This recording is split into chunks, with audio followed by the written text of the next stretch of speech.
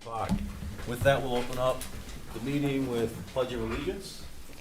I pledge allegiance to the flag of the United States of America and to the republic for which it stands, one nation, under God, indivisible, with liberty and justice for all. Clerk Cody, would you do a roll call of the board, please? Supervisor Melke? Here. Treasurer Rice? Here. Trustee Bills? Here. Trustee Brown? Here. Trustee Smith? Here. Trustee Thering? Here. And Clerk Cody here. Thank you. All present and accounted for. We have an agenda in front of us. I'll be happy to entertain any motions regarding the agenda. Motion to approve. Support. Motion by Smith, support by Bills. Any discussion? All in favor of the motion to approve the agenda as presented, say aye. Aye. Opposed, same sign. Agenda passes unanimously. We do have a presentation this evening. Amanda Brake, who I've had the pleasure of meeting once in a Zoom meeting from, Maslow's? Thank you. Maslow's Mount Pleasant Tiny Homes Village. And with that, the floor is yours for a presentation. Thank you. Thank you so much for having me. See if I can get this high-tech business together here. You let me know. These are all still kind of new for us. Beautiful. Well, usually when I'm presenting, we've had the computer crash, we've had somebody forget their laptop, so this is pretty incredible. Thank you. So again, my name is Amanda Brake. I am the project manager for Maslow's Mount Pleasant Tiny Homes Village. We're going to go through a little bit of the history and what it is that we're wanting to do here. To let you know, first off, we are in cooperation with 20 different nonprofits in our area. So all of the services that will be provided through nonprofits that are already established. There's a few of them up there on the list for you. Currently in Isabella County, there are an estimated 510 homeless individuals. HUD standards say that no one should pay more than 30% on their housing, which equates to 40% based on utilities and rent.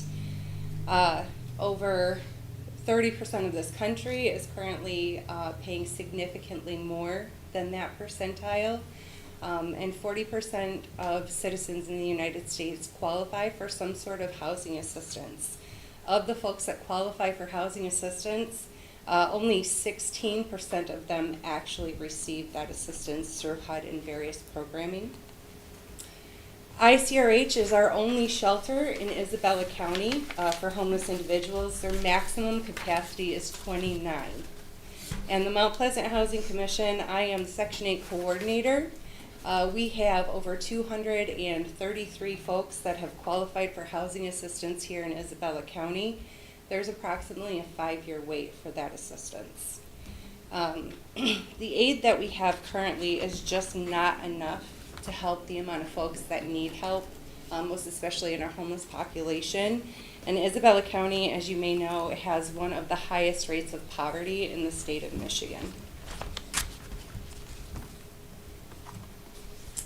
On December 6th of 2021, through the inspiration of the community church, we came together and had a conversation titled Conversations on Homelessness.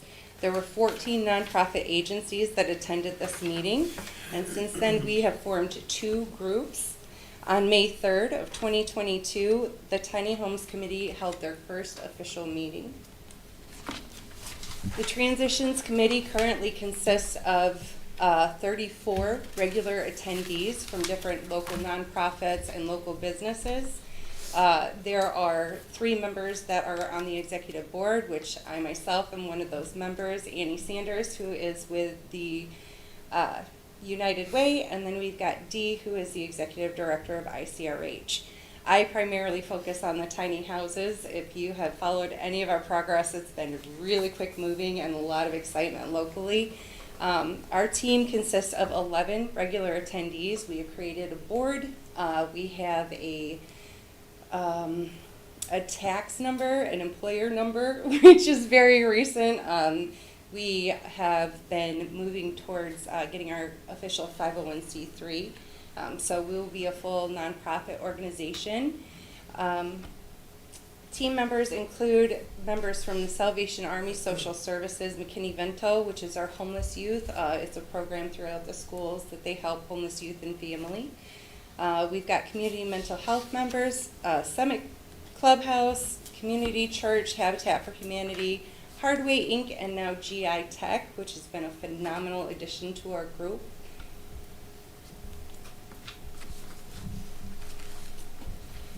So the title of our project is Maslow's Mount Pleasant Tiny Home Village. And the reason for that is there was a philosopher named Maslow who believed that there were core foundations for folks to have successful, happy lives.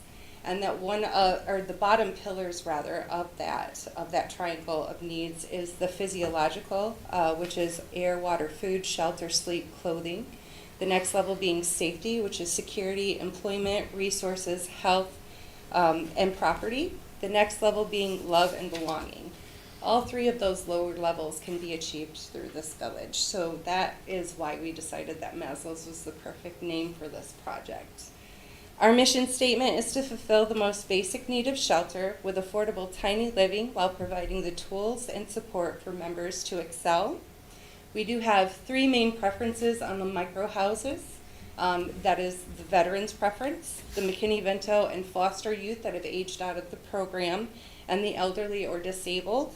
Just to give you a few numbers, because I love my stats, veterans are currently 12.9% of the homeless population throughout the United States. McKinney-Vento and foster youth are 20% 20% likeliness of being immediately homeless after emancipation from their programming. 50% of the total homeless population in the United States consists of folks that had previously been in foster services. As far as our elderly and disabled, 50% of the entire population of homeless are elderly currently, and 42% of them have some sort of disability. So micro houses. Micro houses, we call them a shed style because that gives you a good idea of what the size is going to be in these houses. They're very small, single or dual dwelling families. Approximately 120 square feet is our current draw for the size model for that one. The average cost for a shell is approximately $1,500, and once we add the heater, the air conditioning, the sink, and the toilet, as well as insulation and electric, that brings us up to a cost point of about $2,500 to home an individual or a couple, which is an incredibly small price, and we're very excited that our AutoCAD engineers feel that that is a pretty good price point that we would be able to achieve. If you look at our next page, this is our very recent conceptual drawing from Aaron Kittmiller. He is a recent add to our team, a phenomenal add. He has worked with the Great Lakes Tiny Homes in design and construction management. He's a former national director for the Tiny Homes Association, specializing in zoning and intelligence. And he's currently the mechanical drafting AutoCAD instructor for the Mount Pleasant High School GI Tech department.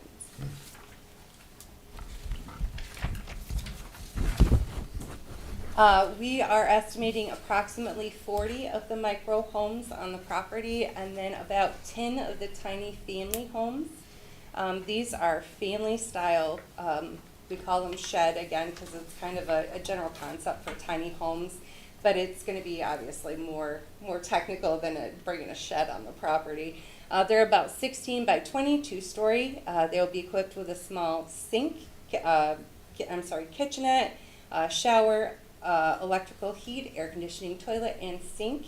The average cost for the shell can range between $9,000 and $16,000, and that is inflation. It just depends on the day. You pick a day and you're going to get a different price. So that's where that fluctuation is. It's estimated that after all the additions to the house that we will be at about $20,000 to house an entire family between 3 and 4 bedrooms. A 50 apartment build unit is running moderately between $3.3 million and 4.3 million, and that's just for the builds. All in, this project is going to cost approximately under $2 million. The price of the property itself, we've negotiated at about $997,000.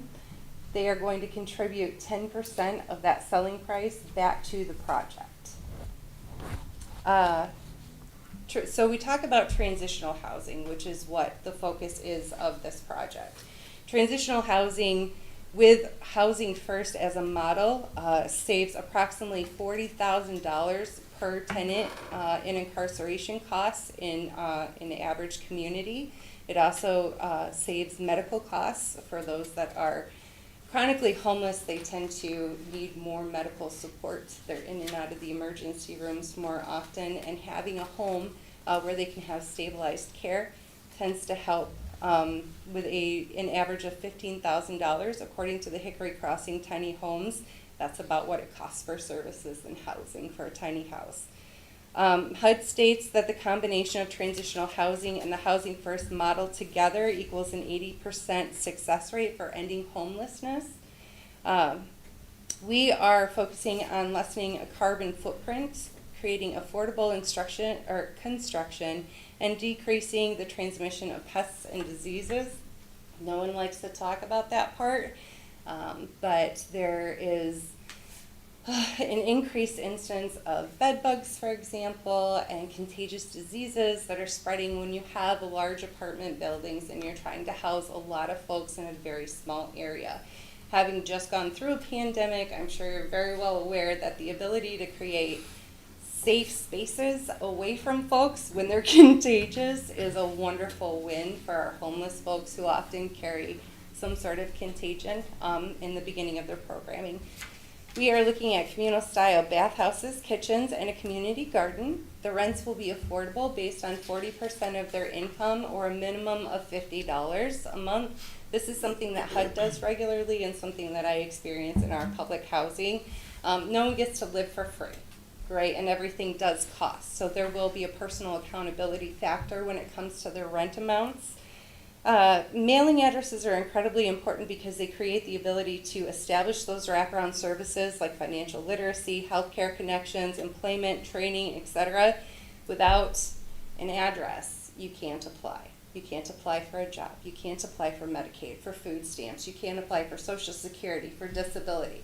All of these things are contingent on having a mailing address. So being able to provide that in and of itself creates a huge step up for a lot of our folks that are wandering in our community. We talk about healthy privacy. So a lot of folks that have been homeless, especially chronically homeless, have a very significant instance of abuse.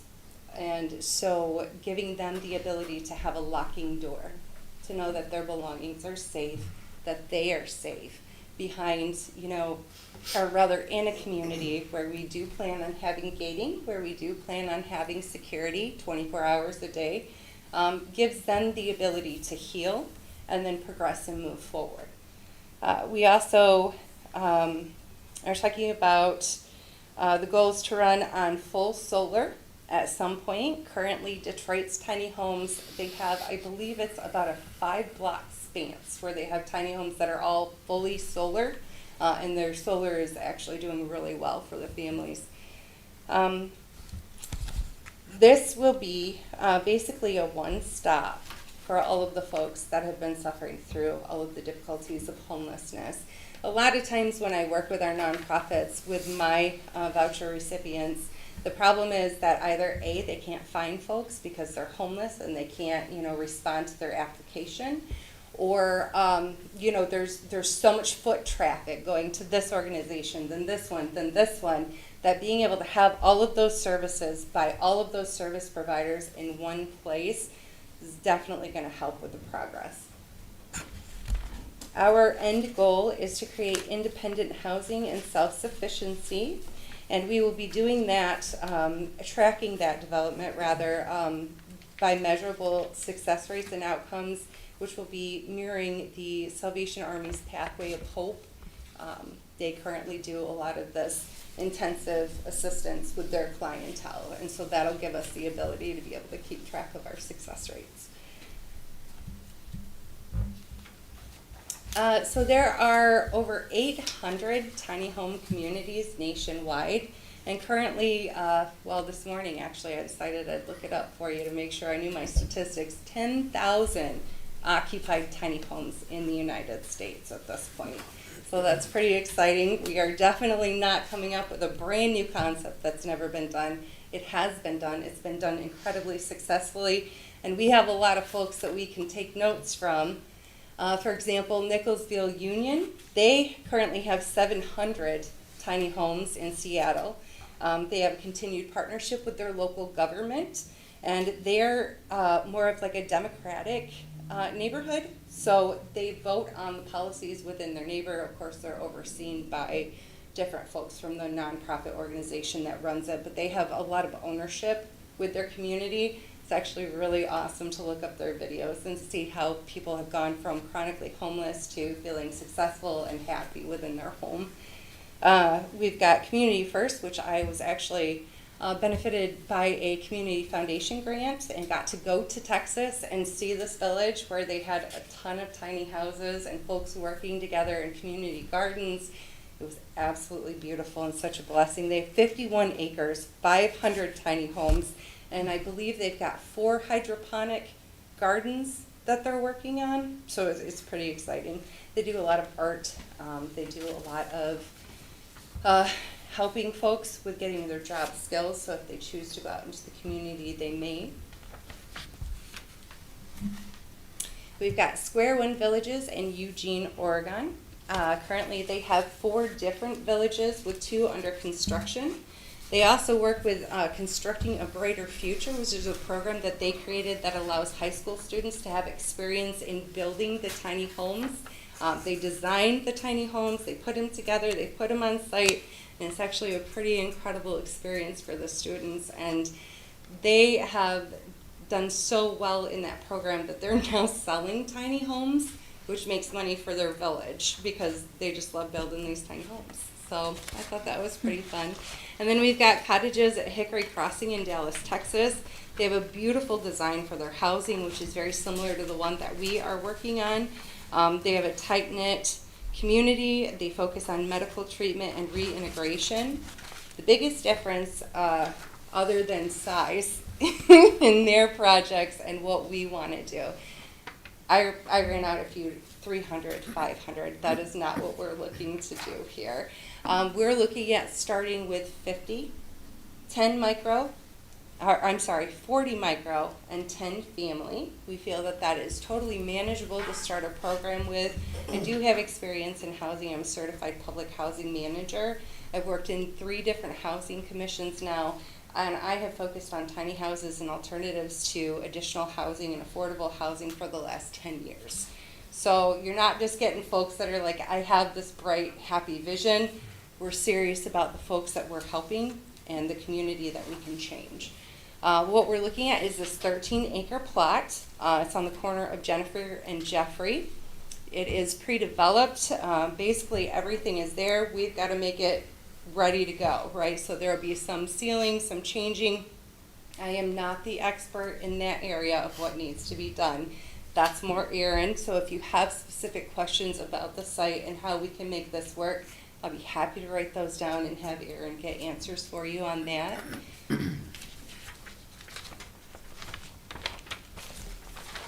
Currently, the contributors that we have had is the Community Church, the Ladies' Day Out, CMU Honors Auction, the Gilmore Church of Christ, Isabella County Medical Care Facility, Mount Pleasant Community Foundation with their educational grant that I spoke about being able to go to Texas. And then the Green Tree has decided to pick our organization and the Bags for Beans, or Beans for Bags. I'm not sure what they're calling it, but then folks that come in to go shopping, they can drop a bean into our jar. And at the end of it, 5 cents for every bean goes to the organization that they've chosen. So we're in a competition with 3 other organizations in the area. We have 42 tiny piggy banks out in the community. You may or may not have seen them. That's our little piggy bank collector. It kind of brings up a lot of community interest. You know, folks can click on our QR code, go straight to our Facebook page. We have a lot of interaction there. We have 3 different construction companies that are wanting to help on this project, as well as Shepherd and Mount Pleasant High Schools volunteering to build. We've seen groups like the Rotary Club in Fairfield, Washington, building tiny houses as their project. Everyone gets really excited, and we also have one of the tiny house piggy banks is at the Cleaning Solutions. They have offered to teach our residents sanitation and give them a certificate. So as they move forward to their permanent housing, then they'll be able to provide all of the information that we have given them to be better tenants, to be able to keep that sustainable housing for themselves. I thought that was pretty exciting. We've had a little bit of news coverage, so that's been fun. And then, like I said, we are currently working with United Way. They are our fiscal sponsor. And so all of our donations are currently 501c3, and they are doing our financial reporting, and they will maintain that even after we've established our own 501c3. I feel like transparency is incredibly important, especially in any new organization that is starting out. So we've got a few giving links through United Way, and hopefully I didn't take up too much time, because I know there's usually questions at this point, so please. Yeah, so so how do you screen these people, the homeless people, for these houses? I mean, what about the drug factor, the alcohol factor, that kind of thing? So I was fortunate enough 2 years ago that HUD started a new emergency voucher program. And that gave me an introduction to what it looks like to have a nonprofit organization refer folks into programming. And so the nonprofits that are referring them into this project in particular will have their own set of guidelines. So we are doing what's called an MOU, so a memorandum of understanding, that their organization will provide the specific services that are needed for the folks that will be receiving this housing. And in part of their leasing agreement, it will be, these are the steps that have been, laid out for you by a professional who works in the field of need that you particularly have, that is causing you that inability to maintain stable housing. And then if they can't follow through with the programming, then this isn't the right place for them. Mm-hmm. So having had both of those experiences with, okay, we're getting referrals, what does an MOU look like, and then how does programming look? And so we do follow-up care with our emergency vouchers. And so if we've got a naughty tenant who doesn't seem to want to follow their leasing agreement or doesn't want to turn in or obey, the rules that HUD has set out for their financial assistance, then we have a chat with them. And usually they call it the Amanda chat, the mama chat, right? And I'll call them and say, hey, your landlord has contacted me. We've got some issues here. These are the program guidelines. These are the problems we have. What is it that you need in order for you to maintain this housing and maintain good tenancy? Right? And so having 20 nonprofits that are like, hey, we're all going to help these folks make sure that they can get this stable housing. One of the beautiful things that Transitions is talking about, which I did not touch very much on their group, is that they want to do long-term mentorship. So after folks have gone through the tiny house project, they're in their stable housing, what is it that they need to continue that stable housing in that individual living? So you're planning on having these tiny houses be a stepping stone to a real house? Yes. Okay. Yep, so these are transitional living. This is not long-term until we both show parts situations. Often a question that I get when it comes to transition is how long does that mean, right? There are programs that are 6 to 8 weeks, and that's because they found stable housing in a really short period of time, which is phenomenal. I have nine other housing commissions throughout the state of Michigan that have little or no wait. So if we get families into the tiny houses, we get them signed up for those, housing assistance programs, and all they need is to get that affordable housing. Awesome, 6 to 8 weeks. The likelihood of that, not real strong. The majority of the time, the reason that people are homeless is because there's been a major catastrophic event. And so being able to help them through that process, On average, transitional housing can last up to 2 years, between 6 months and 2 years. It really depends on the intensive programming that each individual were to sign up for. Thank you. This is the part I like. Ask me questions. I'm not so good with the formal presentation part. I like the questions. So I'm sorry. Go ahead. So the reason there is such a long wait for traditional housing is because HUD can't afford to build those huge buildings. Is that it? I don't want to speak poorly about my employer. No. Well, it's probably So currently, yes. The problem is that for years and years, what we've been doing is we have been taking down the affordable housing because it is decrepit, because it was not built since, 67, I believe, is when they started putting up affordable housing, and they've not been rebuilding it. Now, current executive plans have been that they're going to increase the amount of money that HUD is shelling out to these affordable housing, such as housing commissions. There's been a really significant boost in the voucher programming, money-wise, but those things aren't happening until next year. In Michigan, we tend to like our smaller housing commissions. So, for example, I have 74 vouchers in my program in Mount Pleasant. St. Louis has 157. I don't know how many Alma has, but I know that between the three of us, that's all the vouchers that we have in a 3-county area. Claire doesn't even have a housing commission. So the ability for those folks to even reach out. So, for example, if I were homeless right now, and I wanted to fill out an application in one of these little or no wait housing commissions. First of all, they're approximately an hour and a half away is the closest one. And then we've got to go through all the background checks. We've got to make sure that I qualify for their programming. I've got to go there, have a meeting with them, be issued a voucher, and then be able to search. That takes time. So the expectation that you're homeless, you just got help, you should be good, it's not the truth. So there's like grants out there for missing middle housing. There's low income housing tax credits. There's all this other stuff, but there doesn't appear to be any grant formula specifically for this, is there? I'm so glad you asked that. Well, you told me to ask, so that's why Yes, I did. no, I appreciate that. So they have just recently, in the state of Michigan, I haven't done all of the homework. That's my next week project. Michigan Community Center Grant Handbook is something that I just printed out because the Department of Labor and Economic Opportunity has said that they will start helping nonprofits that can cover a plethora of the assistance that's required. And we hit so many of those boxes. Yeah. So making sure that we've got support in our community, as well as we've been planning this for a while, right behind the scenes. Being able to check all these boxes, this grant is particularly for the capital upstart of these programs. And getting like employment training and stuff, which could open up additional ones. Substance abuse, like in-home Yes. care, could open up additional. Yes. There's all these different things by what you program at the facility.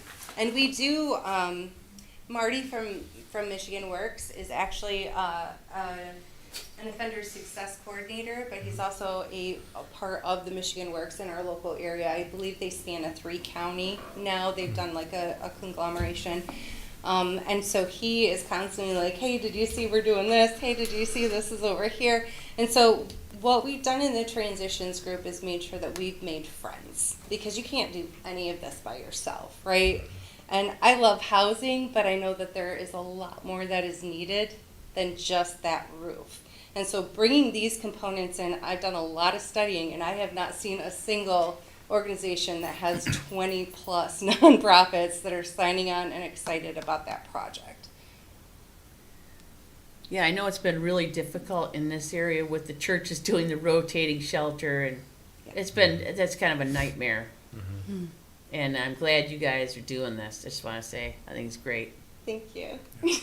And oh, by the way, I didn't know that Isabella Citizens for Health was a nonprofit. Yeah.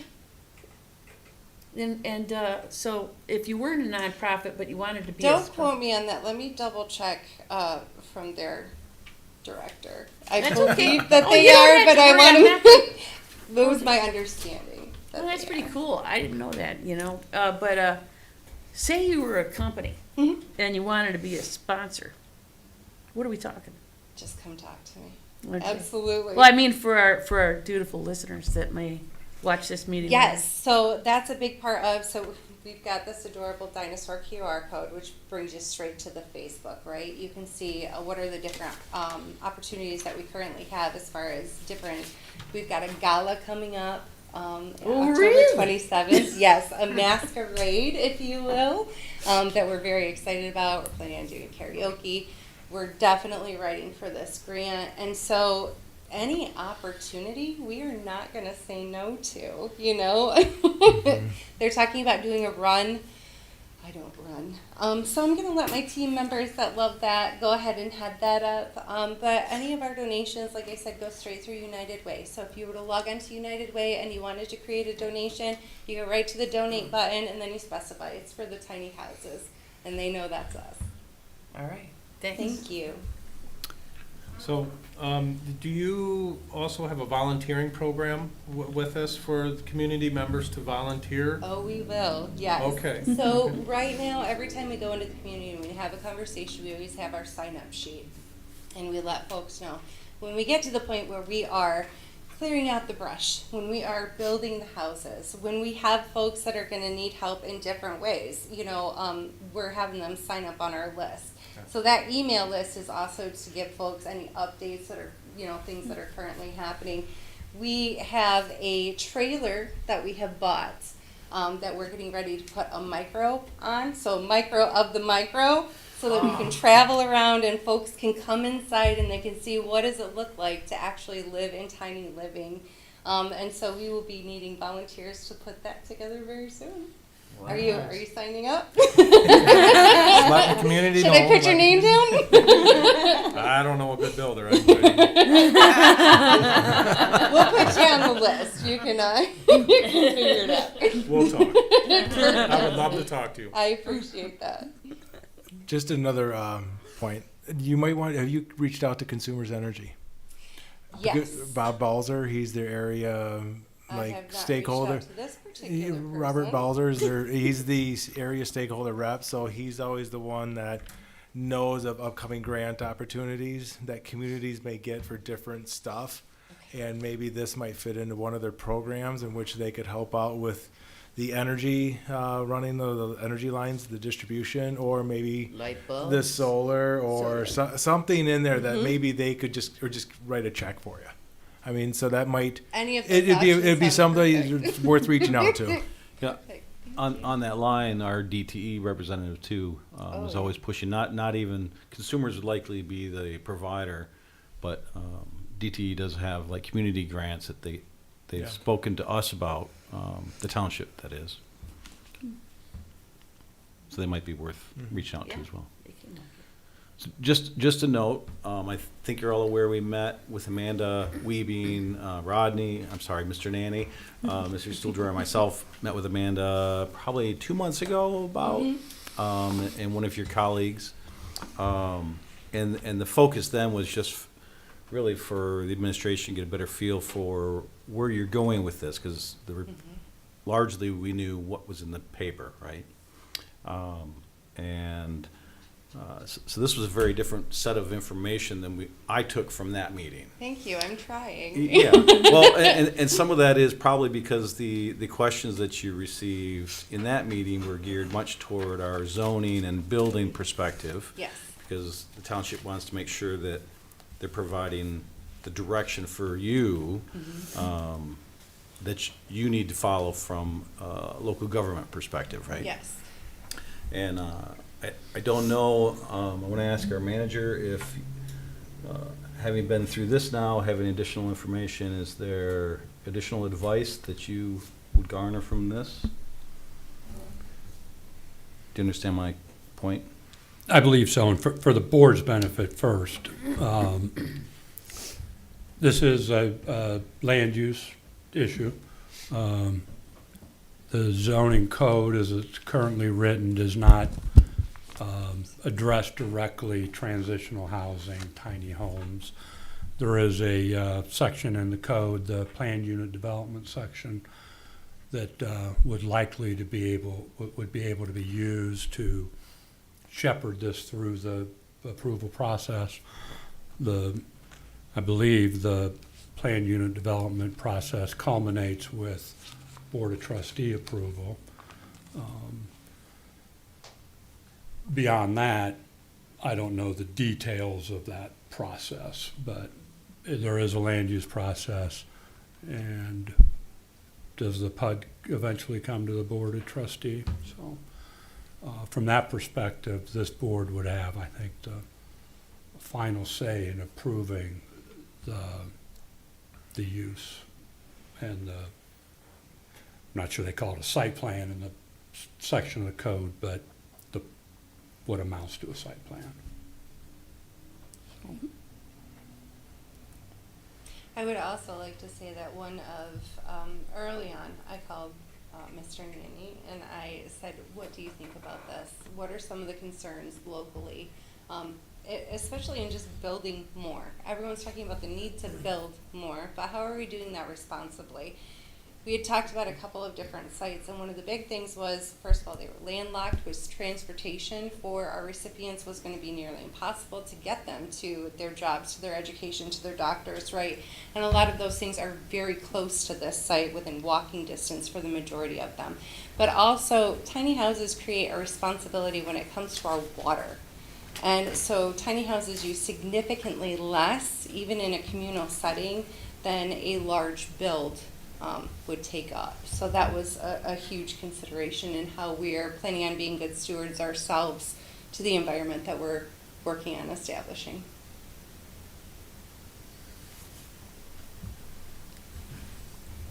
More questions? Interesting, very interesting. Yes. So most of you, except Mr. Brown there, have my packet. If you think of any questions later on, I am so happy to field any questions that you might have via email. If you want my phone number, Tara's got that. I believe any conversation moving forward, any suggestions that you might have, any concerns, knowing the concerns helps us to build a better programming. And so I would love to hear from you at any time. I love it. Well, I just want to say, since we're talking about the subject, that I think that, this is something that I think we should consider also waiving fees on, frankly. I'm just one board member, but that's how I feel. Guess we can look at all options, huh? Yeah, we can do that. Well, I'm really glad you came tonight. I am really glad you gave me the opportunity. Thank you all so much. I am now going to go home and eat food with my children, so I appreciate this Thank you. opportunity, and I hope to hear from you soon. Thank you for your time. Thank you. Amanda, very nice to meet you. Nice to meet you. Enjoy your dinner. All right, you too. That brings us to item 7 on the agenda, public comment. Public comment is restricted to items on this agenda and is restricted to 3 minutes. If you choose to address the public, please state your name and address for the record. I don't have anyone online. We will open up public comment at 7:38 p.m. Having no one connected remotely, no one else but us here tonight, we'll close public comment at 7:38 p.m. That takes us to item 9, report boards and comments. Any comments on the list of boards and commissions appointments? We've been covering those pretty much every meeting. Okay, no objection, moving on. We have our monthly activity report, which I always like. Any comments, questions on that? And with that, that brings us to item 9C on the agenda, Planning Commission, EDA sidewalks, and ZBA updates by our Community and Economic Development Director, Mr. Nanny. You have the floor. Well, thank you very much. It has been a busy month for our boards and commissions. Before I get to them, though, just mention the sidewalks. You've seen the sidewalk work coming around the building. Isabel Corporation's been doing a very nice job with that. They have essentially, I think, one more pour to do, which is area in front and filling in a couple of gaps around the side over here. But that project is definitely coming together. That sidewalk has already been proven to be popular, going around the building behind us. Getting to our meetings, start with the Planning Commission. The Planning Commission met on the 18th. They had a fairly busy agenda. They had three business items. The first item was actually changes to a previously approved site plan. The Dunkin' Donuts and Marathon gas station project down in South Isabella at Broomfield Road. You can see it's open. The project has been completed construction. During the process of development, the contractor identified problems with the landscape plan. The landscape plan fully met our ordinance requirements. In fact, they far exceeded our ordinance requirements for plant material. At the time that it was approved, we mentioned that to them, and they said, "Oh no, this is a plan we want to build." Well, the contractor started looking at actually planting all the material that was on the plan. What he found was that it really couldn't physically be done, not without the material simply dying. Things were too close together, too much material, shrubs, trees, and such. And so he came back to us asking about revising that plan. Some revisions can be handled administratively. The ordinance talks about incidental changes during construction, but this would have been a pretty significant reduction in the number of plants, trees, and such that were going up on the site. That is not something that can be reviewed administratively, so it was brought back to the Planning Commission with a request to look at that revised plan. The revised plan still more than met our ordinance requirements, and essentially is what you see out there now. I think everything is in now. That plan was approved by the Planning Commission, and it has said that project is basically wrapping up at this point. The second item on their agenda was the Road Commission's salt storage, salt barns that are going up at the end of Transportation Drive. This was as the final site plan application. It was reviewed. It was approved. There are a couple of housekeeping details that need to take care of, but everything is moving forward well with that project. I expect that we will be seeing that project begin shortly. I think they want to move on that pretty swiftly. The other item on the Planning Commission's agenda was the master plan update. As I think we talked last month, the Planning Commission started looking at updating the master plan. We started that by trying to build a kind of a framework of the priorities the Planning Commission has in various areas like housing, industrial development, transportation, and such. So most of the meeting was actually spent working through some of those details. The EDA board, or Economic Development Authority board, moving to them, had two meetings this month. Their regular meeting on the 18th. The main item there was adoption of the mid-year budget amendments for the East and West EDA districts. You have those in your docket for tonight. They did approve those amendments and forwarded them to you for your final action. We did get also have some updates related to street lighting. You may have seen, if you've been on East Pickard Road, some of our street lights on the south side are returning to their former locations with new foundations and new wiring. So that project is starting to move in a very positive direction. I haven't heard anything different about the paving. I've been told that will be done on the south side of the road basically by Labor Day and moving over to the north side of the road in early September. Hopefully that still will be the case. But certainly we're seeing some pretty good progress along the road down with paving and with some of the streetlights in. The other meeting that the EDA board had, they are required by the state Act 57 that governs their work, to hold 2 informational meetings a year. And these are separate from the regular meetings. And the intent is basically to provide the taxing jurisdictions, those that we capture tax revenue from, an opportunity to hear what our EDA board is doing in the districts and ask questions. The first of those meetings was held on the 25th of July. We did have Nicole Frost, our county administrator, in attendance, which we always appreciate. We went over the annual report for last year and talked a bit about what's coming up this year and next. In addition to the reporting that's on our website, you see the annual report on the EDA board's webpage. We also every year, I say we, Sherry puts together every year a detailed financial report that goes to the state treasurer's office. And so all that reporting is done, and then there'll be one more informational meeting August 16th before the regular meeting. The other meeting that was on our agenda in July was the Zoning Board of Appeals met at a special meeting on July the 11th. This was a hearing on an application for an appeal of an administrative action. This in relation to a land division application that was denied because of a lack of road frontage. The hearing was held on that appeal. Ultimately, the action was taken to find that there was a difference of, there's a difference of opinion in interpreting the zoning ordinance, essentially. The Zoning Board of Appeals has a different opinion about how the provisions of section 7.17 related to road frontage would apply.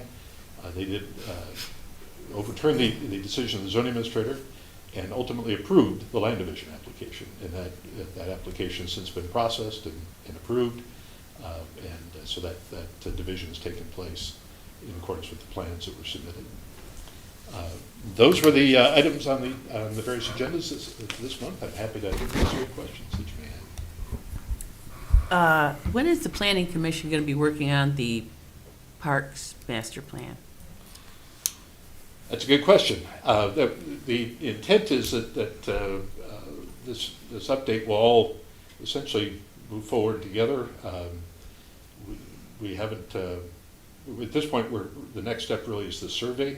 We have a township survey that, of course, the board has asked to update, and we've incorporated the Parks and Recreation questions into that document. I think you'll be seeing that in the draft form soon.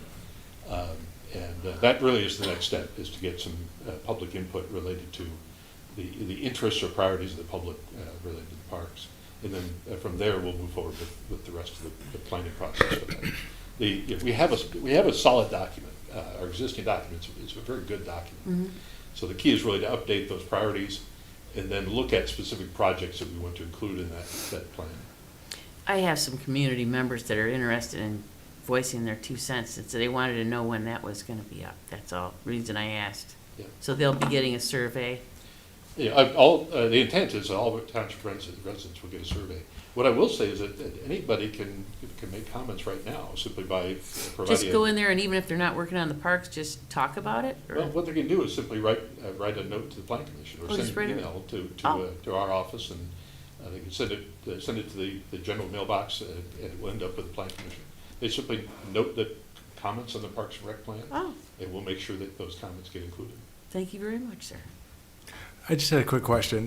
Maybe you don't know, but on the Pickard Road where they're doing it, are they obligated to maintain the stormwater runoff during the construction phase? Because what I noticed, yes, we had a heavy rain today, but there was numerous parking lots on the north side that had a good 6-8 inches of rain in the parking lots all the way down. And then when you transitioned off, there was a huge, probably 6 inches on Pickard.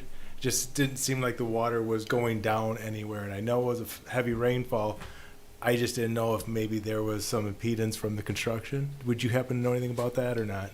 So I do know that the existing stormwater line, which runs on the north side of the road, is being maintained. It's not disturbed by construction. Okay. It's actually underneath the travel lane, the temporary travel lane. Okay.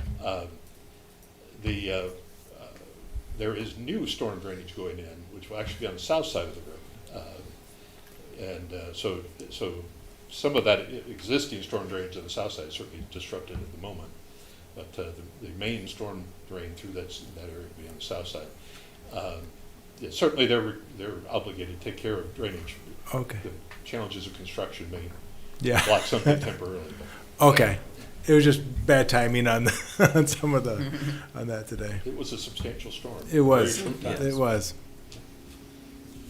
Thank you. Any other questions? Thank you very much.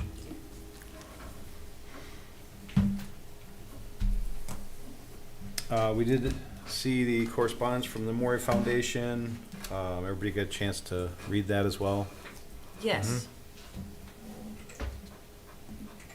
I think that it's sad. It's sad that we, you know, that's how it happened. I'm glad we had the opportunity to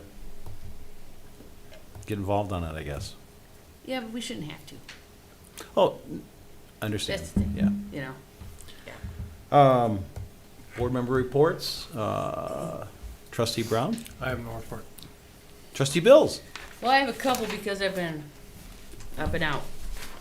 I went to the Isabella County Board of Commissioners work session on July 18th. And there was a presentation from Jake Borton from the MRF, and he talked about the new Eagle guidelines, and it's a big stack of guidelines, but they're manager stool dryers in the work group, so he knows all about it. But it's really, really cool what they're gonna have with that recycling authority that they're gonna or commission or whatever they're gonna do. So really exciting. And they expect that, they know that curbside has to be ready to go in communities over 5,000 people by 2026. So just give you a guideline, timeline, that's when it's going to be happening. We're going to have curbside, so.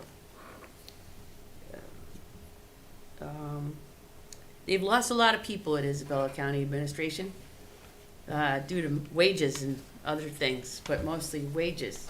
And so they are having trouble keeping up with the wages. And they did have some new hires, though. And there is another solar farm coming that they know about, but they don't know when. And they know it's coming, so. There was a big problem with these FOIAs from the election people that believe that all their election votes are not correct and everything. So they had some appeals on that stuff, and then they all decided to talk for a while and tell us what was wrong with the elections. And one of the commissioners read a letter that he wrote, which was a pretty good statement about how the elections are good.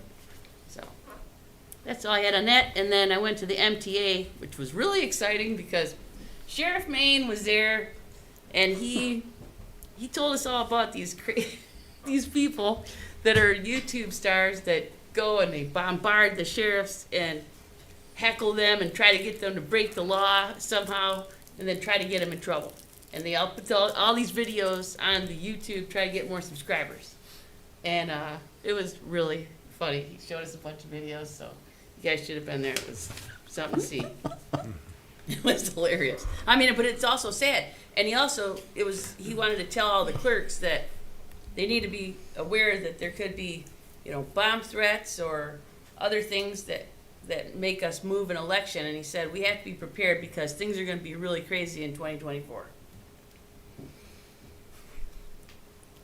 Good advice. She looks thrilled.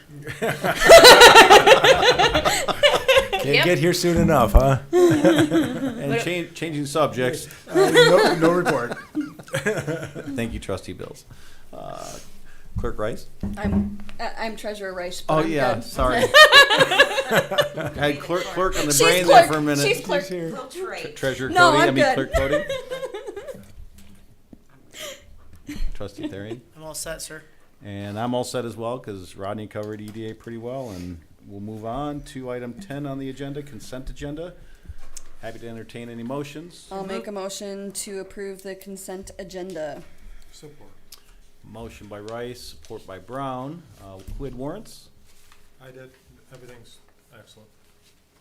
Any comments, questions? Consent agenda? Motion to approve, consent agenda. All in favor say aye. Aye. Opposed, same sign. Consent agenda passes unanimously. Moving on to item 11, our new business on the agenda, fiscal year 2023 budget amendment number 3. This is pretty standard best practice kind of stuff. but quite a bit of information in there. Mr. Stuhldreher, do you have anything you'd like to introduce on this? Just briefly, thank you and good evening, everybody. The staff report on this item begins on page 31 of your agenda packet. We are asking for consideration to approve budget amendments for the general fund, the East EDA fund, the West EDA fund, the tribal 2% fund, the ARPA fund, the sewer fund, and the water fund. Very briefly, quite a bit of increase in general fund revenue attributable to building permit revenue that is directly associated with the county jail. The collective bargaining agreements that were approved at the end of 2022 that impact 2023 have all now been accounted for in the budget amendment. When the budget was adopted, those negotiations were still either ongoing or had not yet been fully approved by the board or the bargaining unit. Have accounted for the deputy clerk increase in hourly wage that I approved earlier in the year. We have removed from the budget the $50,000 that was in there for the Bradley street light that we no longer need to help fund, as those fundings are all, that funding is all coming from the state. We have accounted for the $100,000 2% grant award that was received. This is across all funds, but I'm sure you're aware of the increases that have been happening for the last couple of years in interest rates. We've started to see the impact of that. If you look at all the funds, we're looking at $425,000 of increased revenue spread across all these funds due to increase in interest income. All the funds, with possibly the exception of the 2% fund, and that's really neither here nor there. But all these budget amendments are adding to projected year-end fund balance compared to the current budget. It was mentioned earlier about the streetlights on Pickard Road. There is a increase in the EDA budget of $172,000 for the streetlight foundation replacements that were identified as being needed during that Pickard Road project.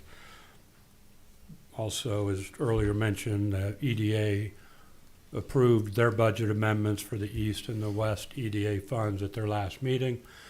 To fully approve those, it also requires Board of Trustee approval, so they're included in this as well.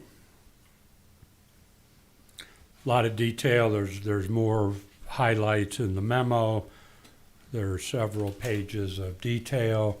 If there's a budget amendment going on in the detailed worksheets, you'll find a brief description of that item in the Excel file reports that are part of your packet. Be happy to answer any questions that the board may have. I am confused on the ARPA fund issue with the sidewalks. I don't remember that ARPA was paying for the sidewalks, that we approved that. You haven't, and that's why it's part, and I mentioned the ARPA fund, but I didn't go into that detail. I apologize for that. The sidewalk work that's being done across Lincoln and down Pickard and into the park, that's currently budgeted in the general fund. And this budget amendment, I have suggested that that funding be moved out of the general fund and into the ARPA fund. It fits with the fitness court project that is being funded in the main with the ARPA money, and it also provides relief to the general fund. and I think has been somewhat discussed by the board, whether it's paid out of the ARPA fund or the general fund. From certain perspectives, it's 6 of one, half a dozen of the other. If we free up money in the general fund, that's available for projects that would be allowed with the ARPA funding. The ARPA program, there's a $10 million, I'll call it safe harbor provision, that as long as your award is under $10 million, you can use those funds for any general purpose use. So that was the rationale behind that. Well, if you don't No, mind, go ahead and follow up finish. on that. Finish. Well, so I know all that, and I know that everybody knows all that, but I just thought we were going to decide as a board what to do with the ARPA money, and so that's what I'm confused about. And that's up to the board. Okay, You can amend the budget with and without any of these recommendations. If you were to take money out of the ARPA fund for this, do you have any idea how much is left in the ARPA fund? It's on the spreadsheet. Oh, I'm sorry. I should have looked. No, it's okay.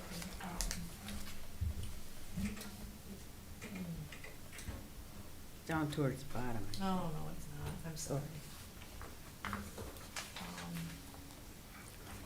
It's approximately $1,100,000. Our Oh. original award was $1,400,000. Yeah. So around $1 million or Yeah. $1 million. Okay, thank you.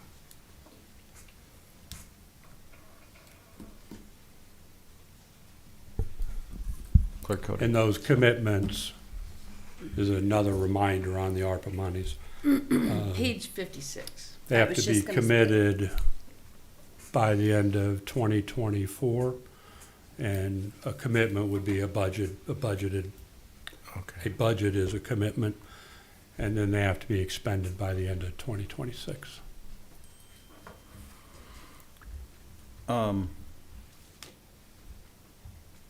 The increased permit revenue, primarily because of the new sheriff's complex, that's quite a number, and I understand that. It's a big complex. And as I understand it, the permit fees for that are largely to cover the costs of the inspections from the township, et cetera, right? Do we have the resources to deal with all that? Do you have any concerns, I guess is my question, in making sure that we have the resources to do the inspections that are required? Just because of the grandness of the project. No. So you've thought about it, obviously, then? Yes. Okay, thank We you. needed some resources, and we utilized them during the plan review. But in terms of the build, we're pretty comfortable with that. I believe there are some funds, I think, budgeted or left, or still available in that line item should we need any outside resource. But our building official is planning on spending a bit of time at that site. Yeah. Okay, thank you. And then the $50,000 light on Bradley, maybe I don't remember that. Had you mentioned that before? That was being covered by the state now? I just thought don't I remember. had. Oh, well, that's wonderful, because we've had a couple projects involved with the road commission where the township has not had to put our portion up. At the time we were developing the budget, the road commission had requested that we help fund that to the tune of $50,000. So that was part of the budget that was adopted. And then subsequent to that,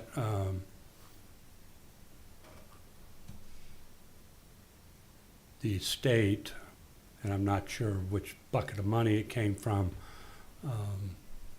but I think it was a direct result of Mr. Roger Houck's work for us, that we did not, the road commission informed us that they did not need our $50,000.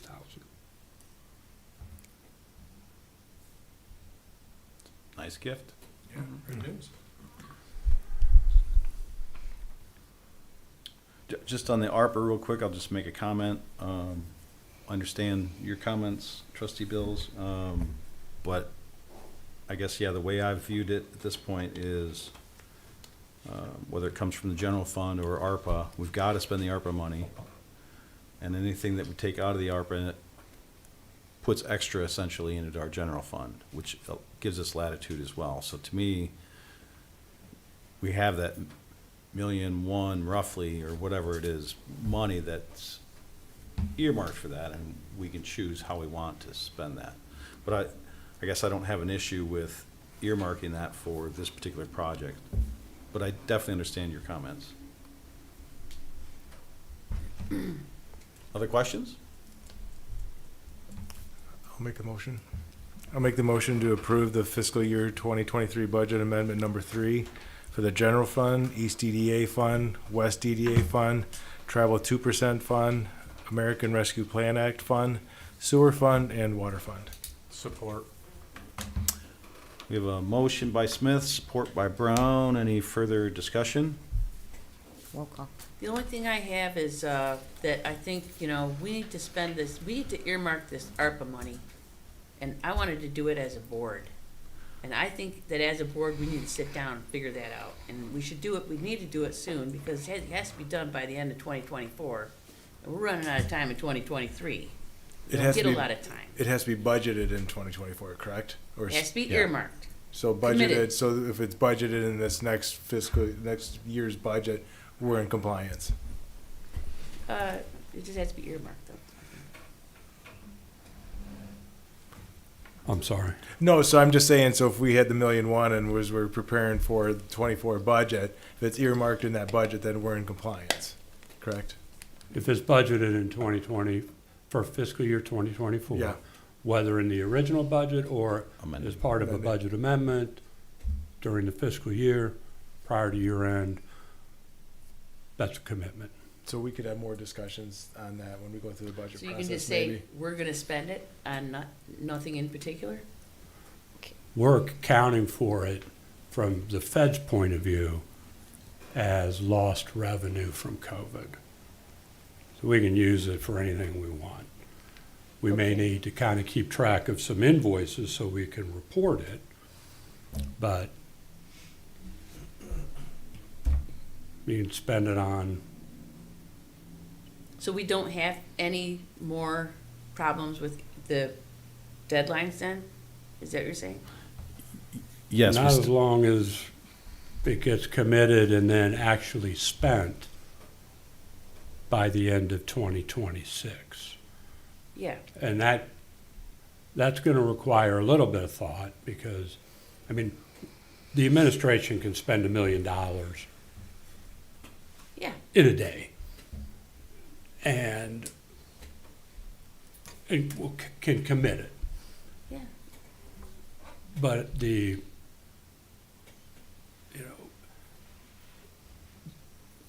project really needs to be built and the invoices paid by the end of 2026.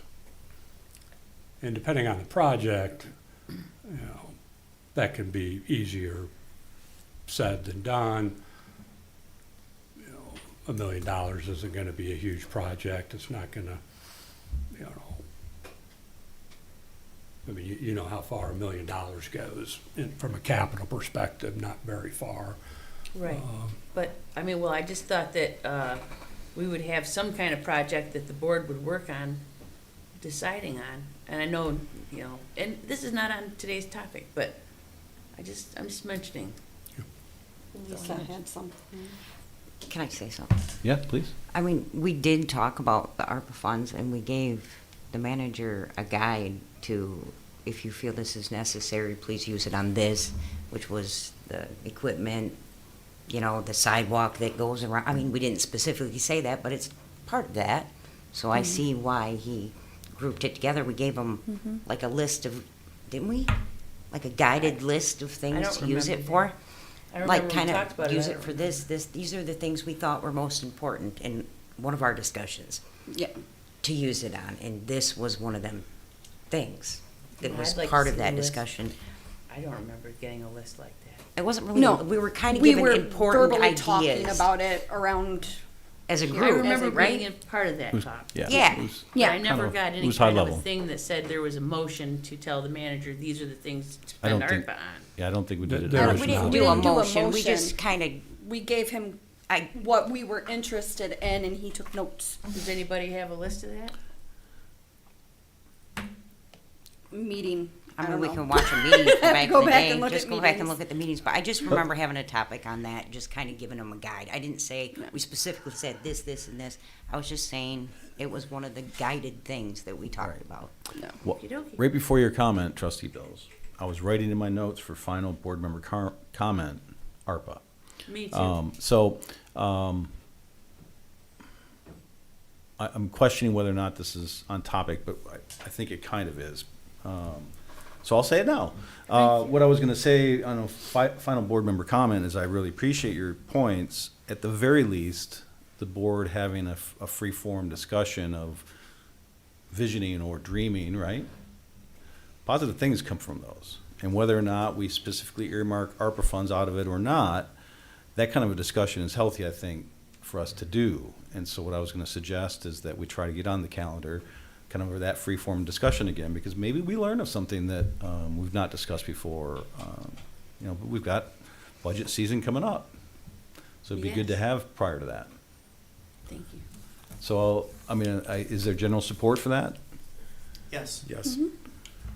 Can we get that on our agenda? Looking maybe either end of August or into September? Would you be willing to look at your calendar? And, Yeah, there'll be an agenda item in one of your upcoming meetings thank you. Thanks. to discuss the use of the ARPA monies.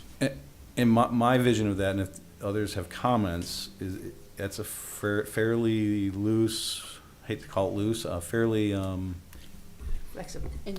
informal is the word I was looking for. Because from that, brainstorming, right, Right. is where ideas can come from, so. Spitball. Spitball, that's the best term. So I'm gonna scratch that off my final board member Okay. comment. So thank you for your continued comments on that. We have a motion on the floor. Any other discussion? The motion being to approve the budget amendment number 3 as Roll call. presented. Seeing no further comments, roll call of the motion, please, Clerk Cody. Supervisor Melky, Yes. Clerk Cody, yes. Treasurer Rice, Yes. Trustee Bills, Yes. Trustee Brown, Yes. Trustee Smith, Yes. Trustee Thering. Yes. All yeses? Motion passes unanimously. That brings us to 11B on the agenda, Michigan Department of Agricultural and Rural Development's Rural Readiness Grant Program Resolution. I'm actually kind of excited about this one being on our agenda. Mr. Stuhldreher, would you like to introduce this, please? Thank you. The staff report on this begins on page 64 of your agenda packet. I would like to ask Mr. Nanny to come up and speak to this item. In its simplest measure, this is a resolution to support that will be made part of, if approved, made part of a grant application. But I think it has some other aspects to it that where this particular grant could be foundational to some other activities that we're looking at down the road. And so if Mr. Nanny could speak to this, it'd be great. Well, thank you. As you see before you, this is a grant opportunity that's presented to us from the Michigan Department of Agricultural and Rural Development. It's Rural Readiness Grant. First page of the report, you'll see the grant guidelines there, the eligible activities. As we were looking at this particular opportunity, we found a very good match to work with within the scope of our master plan update.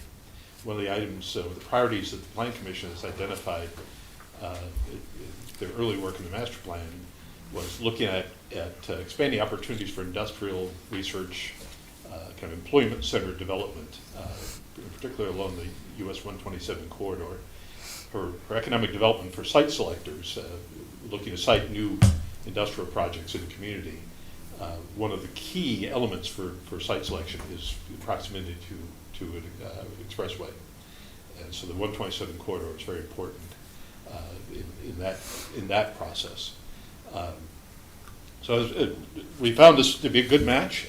We also have the benefit that the part of the funding that is budgeted for our master plan update can be used to provide the local match for this grant. So the process also was very helpful to work with. The first step was essentially kind of a pre-application, a letter of intent, which you have in your packet, that was submitted in May, which was reviewed and accepted, and we were invited to apply for this grant. There were a limited number of communities that were invited to apply. And so that process is moving forward. The grant application is in the final stages now.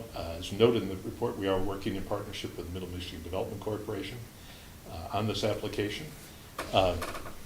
The benefit here is really that this gives us an opportunity to extend the master plan beyond the current document, extend it into really a new area that's not fully addressed, really very not addressed at all in the current plan, and that's this area of economic development and industrial research and employment center type projects. The master plan just has a few sentences on that topic, very general, but there's really need to be more specific and to identify more clearly where these types of projects might be suitable.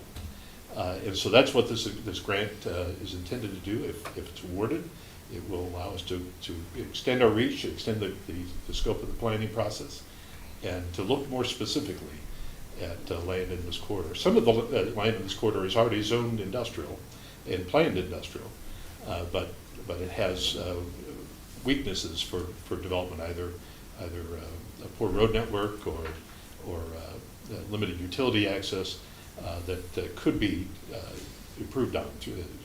So these are some of the elements that we're looking to identify through this evaluation process that the grant would fund.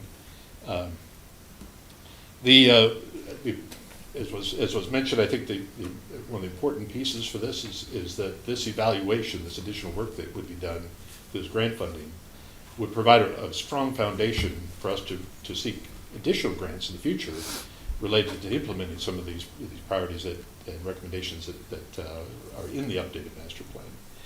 There are projects that various funding entities are looking for kind of, opportunities for infrastructure improvements, for construction, and such that doing this planning work will put us in a good position to be able to go after those other grants in the future. With that, I'm happy to answer your questions as we go along. Trustee Bills? Is this the one where they give you extra $10,000 for every county you get on board or something like that? I can't remember because I heard it at the county meeting, but. No, this is a reimbursement grant. So this is essentially if we're awarded the grant funding, it's for us. It's helpful to have partners like the Middle Michigan Development Corporation that improves our scoring. Yes. And also they'll be very helpful to actually doing the work that we're talking about. But no, this is a grant for the township specifically. And basically, as we do the work, let's say if we hire an expert on a certain area, they perform certain work, we basically apply for reimbursement from the state for those expenses as we go along. That's cool. Yeah. I'll just comment, I get really excited as I read through this. And I was involved in the last master plan, but you're right, we didn't spend a lot of time on this, and I think we've come to realize the limit we have on our industrial or research and development type of areas, and which is why we expanded our East EDA to the north there, is to try to get some improvements there. So this is really exciting. And thank you. You pointed at the map that's on the screen. This is the area that's highlighted there is roughly the area we're looking at in terms of a corridor for that evaluation process. And kudos to the Planning Commission, because while this has been in my thoughts, I was glad to see the Planning Commission come to this as well, conclusion that this was important to look at. So, This has my full support. I move to adopt a resolution of support for the township's application for a rural readiness program grant from the Michigan Department of Agriculture and Rural Development.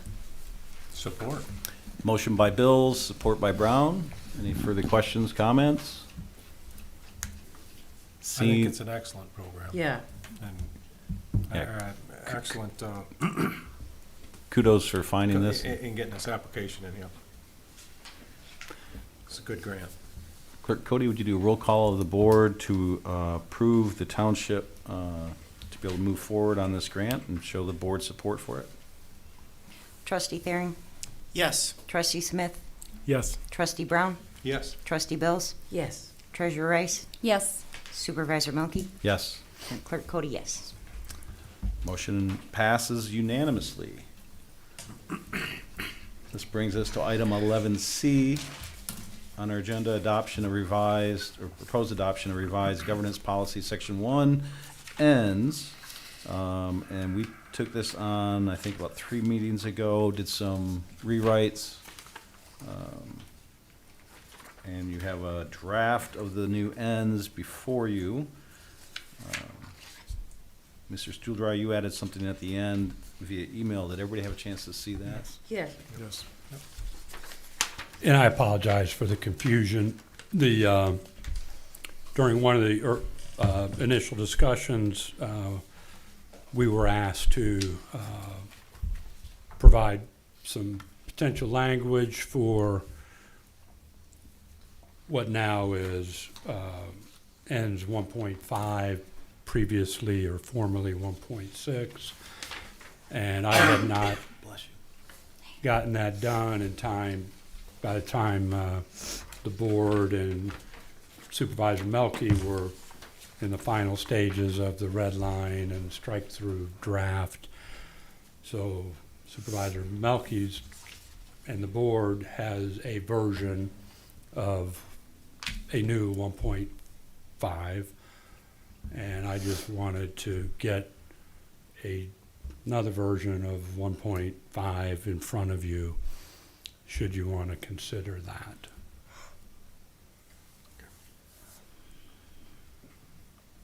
But these are your ends, so it's mostly a discussion with, amongst the board members. So we have somewhat of a clean draft without that 1.5. How would you like to approach this? Anybody have suggestions? Want to discuss that potential 1.5 section first? Sure. Okay. So comparing the two, can I ask a question of what you wrote? I like the language for the main bullet point. And we had added 1.5.1, which said controlled development through smart growth. Is your intent that, as you talked about the redevelopment ready communities, that's speaking to that smart growth? Or was that more of a omission by, you just missed it? The former. The smart growth, the idea of smart growth, I think, is captured in the redevelopment ready community program to one extent or another. The other concern that I had with just smart growth, whether you capitalize it or not, it can mean a lot of different things to a lot of different people. And so from that perspective, it was intentionally not included. That was kind of my take on it, my guess, but I wanted to hear you articulate that. I think that's a good point. Yeah, I do too. And in fact, when I think it was I suggested that particular terminology, it does mean something to me, and we kind of all agreed that because you felt, you knew what that meant, because your job is to implement that. I appreciate the new language that's in front of us. I do too. Should the numbering be changed to 1.5? Yes. Because on this right here, this is a small technical, so Yeah. if we all are aware. Yeah. Right. So is there any objection for us taking that, what's in the email, and replacing our 1.5 with that section? No objection. Not from me. I think we should do it. I like it. Okay, we all good on that then? I have one other correction to make. Well, I guess we're replacing it, so it doesn't matter. The one other correction I had is in the unredlined version, we went from 1.5.1 to 1.5.3. So, but that's gonna be gone, so we'll replace it with a new 1.5 with the language from the email. Other comments, questions? I'm ready to make a motion. When we make the motion, should we include on the motion that we're With include amendment, or- with the amendment of using manager stool dryers, 1.5? Yes, I think so. Okay. So if you want. I move to adopt the revised governance policy, section 1, ends, including manager stool dryer's addition of 1.5 section. Support.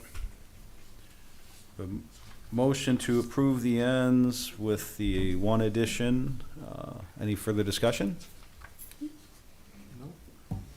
I'll just comment that I always enjoy our conversations on this part of the year, just 3 meetings ago or whatever it was.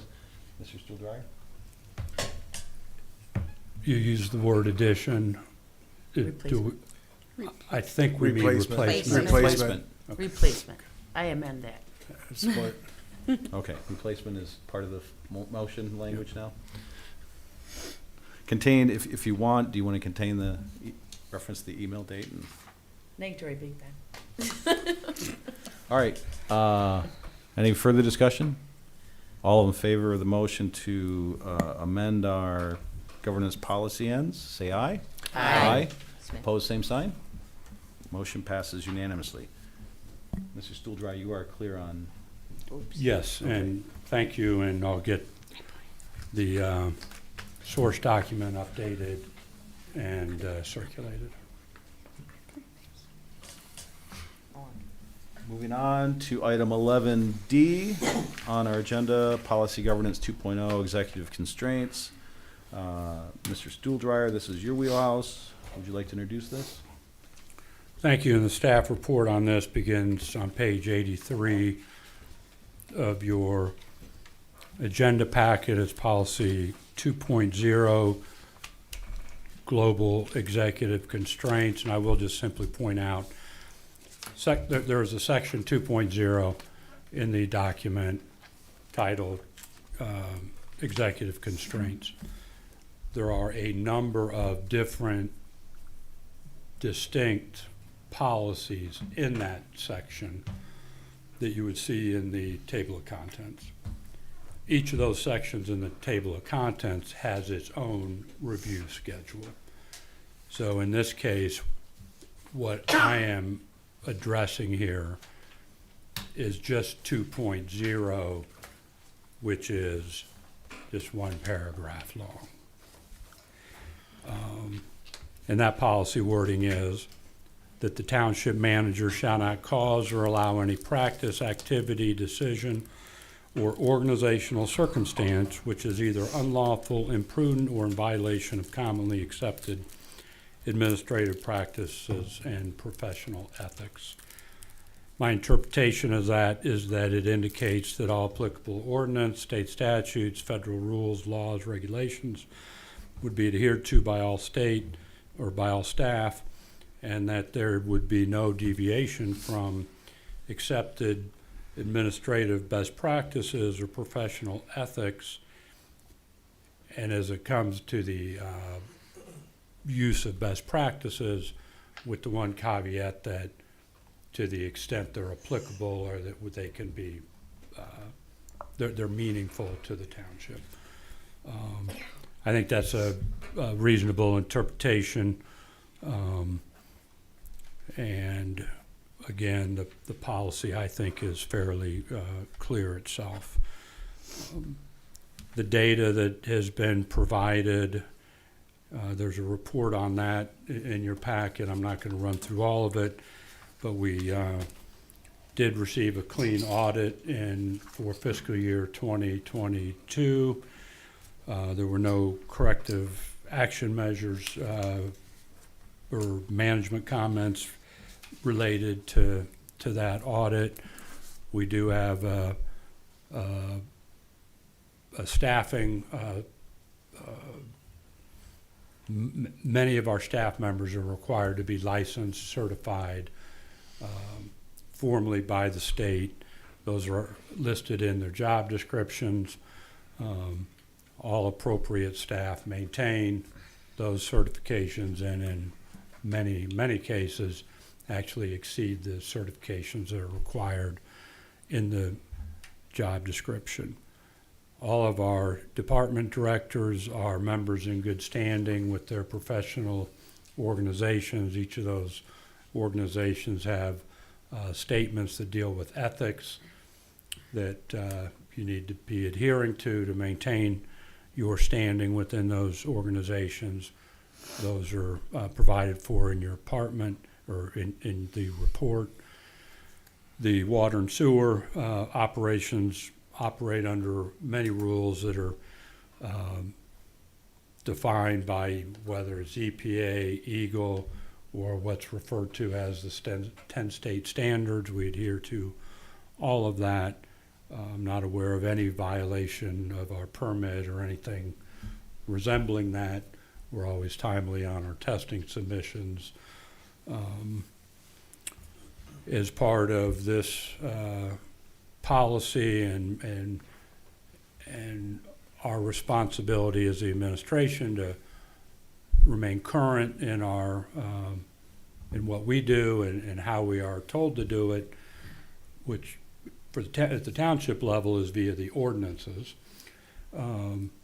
We have brought forward several ordinances in 2022 that we thought made sense.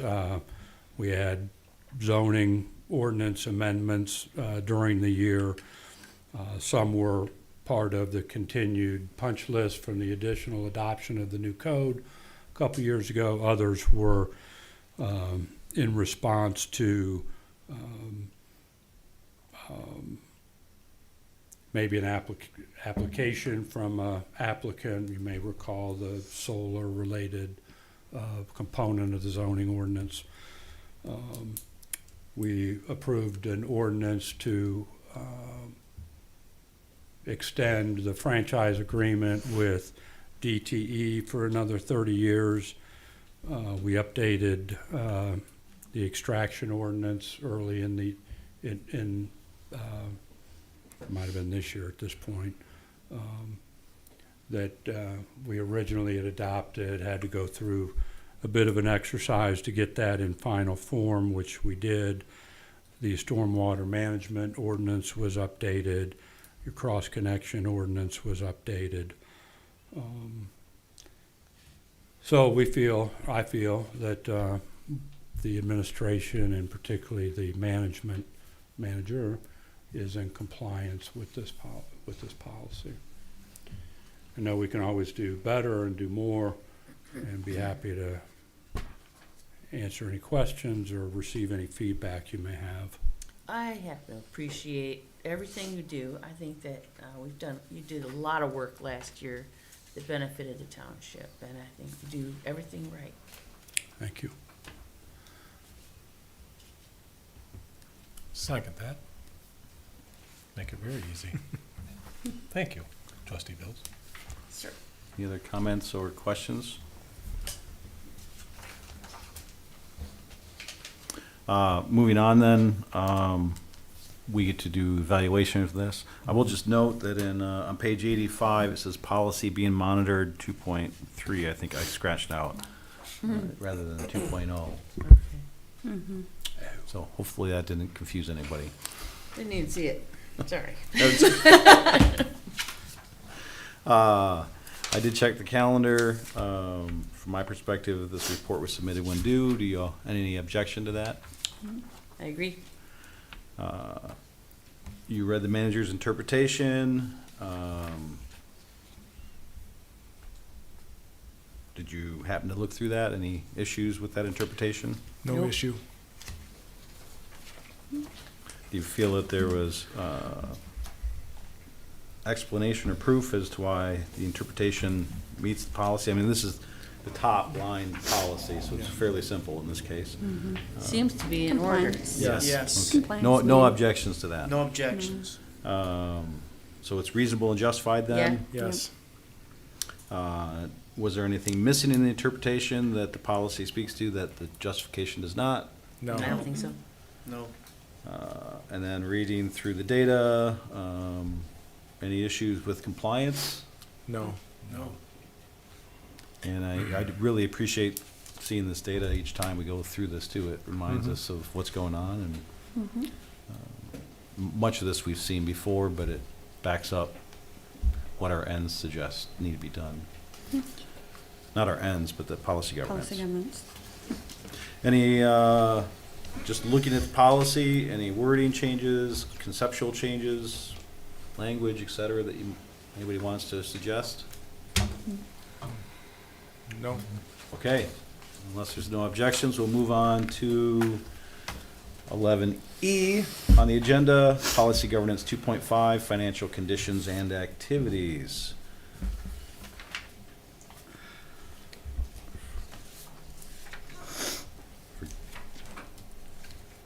One oh four. 104, thank you. You're welcome. I have too many stacks of paper in front of me. Mr. Stuhldreher, again, this is in your wheelhouse. If you'd like to introduce it, thank you. Thank you. This is policy review, or review of policy 2.5, financial conditions and activities. The review month is July. This is a quarterly review. This is a policy that has at least 10 subcomponents to it. I'm not going to read all those.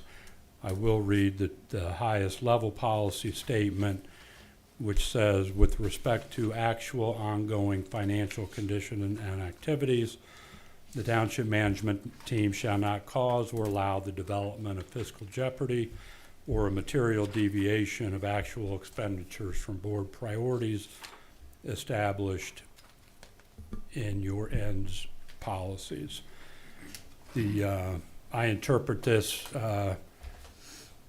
one to be that we need to stay within our budget and monitor, manage that budget actively.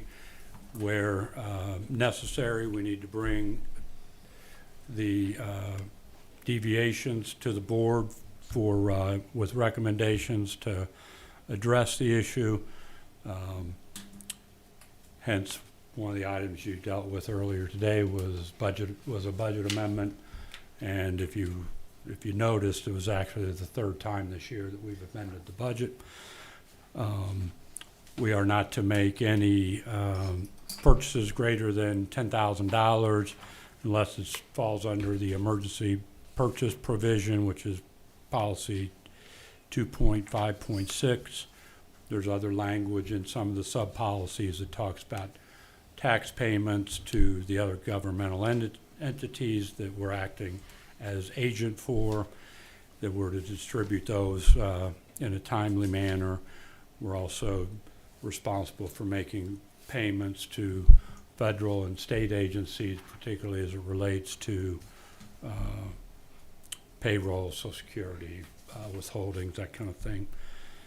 So that's how I interpret this policy. I think that's a reasonable interpretation. The board approves the budget. It's a policy document, and then per our governance policy foundation that we use here, it then is up to the administration to implement that policy. And so the board approves the policy and we implement it, and I think the interpretation helps support that model that we use here. There are several pages of reports that are coming out of our accounting system that are in your packet. I'm not going to go through any of those, but I will argue that all the expenditures, even tangentially, are related to your global ends. We did not incur any debt in the previous quarter that just ended. We have not used any long-term general fund reserves in a number of years. Our payroll taxes are paid timely to the state and to the feds. Our tax collections are dispersed timely to the other taxing units per the 2-week state statute schedule. We have a number of reports that are due to various agencies at the conclusion of our fiscal year. Those have been submitted timely. The F-65 goes to the state. It's an audit-related report. There are qualifying statements that need to be submitted to the state that basically act as, if approved, pre-qualify the township and the east and west EDAs for that matter. In the event that they want to issue debt throughout the year, these submissions of these qualifying statements will speed that process along. And all our funds, as was shown, I think, in maybe last month's report on cash flow, we have ample cash flow to take advantage of opportunities and also handle negative surprises. So, I believe we're in compliance. Comments, questions? I think we're in compliance also. Everything looks great. Thank you to Sherry Teal. Yeah, the state of the township is good, and I just commend past leaders and staff. I mean, this didn't happen overnight, but it's been a long time of good stewards in this township. And a little bit of luck, too, that we're the township we are, that we're blessed with the growth we've seen, et cetera, et cetera. But in other words, the fiscal job is a little easier for this township than many municipalities, partially because of who we are. The good local economy. Good local economy. It's not just the great stewardship that we've had, but that is part of it, for sure. And I appreciate that we have a fund balance that allows us to react when we have to, because many communities are unable to do that. A little less stressful for us. Yes, for sure. So I feel blessed in that regard for myself and for our residents. With that, any other questions or comments for our manager? No. Thank you. You know, I didn't look this one up on the calendar to see if it was when it's supposed to be. Was it, anybody else notice? Is it on time? I didn't look it up. I'll just make a I'm wild gonna guess say and say yes. yes. Yeah. I don't think I need to look. Financial conditions and Yes. activities, it The answer says is yes. June, Thank you, actually. Trustee Thering. Yes, it is. You read the interpretation, you heard the interpretation verbally, so I'm assuming you agree that the interpretation was laid out. Yes, Yes. sir. Yes. And was it justified, and or is there proof available to explain why the interpretation is reasonable? Yes. Yes. Or any objections to the interpretation? No, sir. No. Do you feel it left anything out of the policy as far as the justification itself? No. The interpretation, sorry. No. And plenty of data here, which is basically a quarterly report of the state of things. So you feel that the data was there for compliance? So no issues is what I'm hearing, correct? That's right. No issues. All right. Always like to ask, as you read through the policy, were there anything that you would like to modify, augment, add to, any objections with the current policy? It sounds good. I was, Go ahead, I just have Trustee one- Bills. I'm sorry, it was, no. You don't want to say. I just have one question. Does the manager feel that with inflation and everything, that the emergency spending amount is adequate?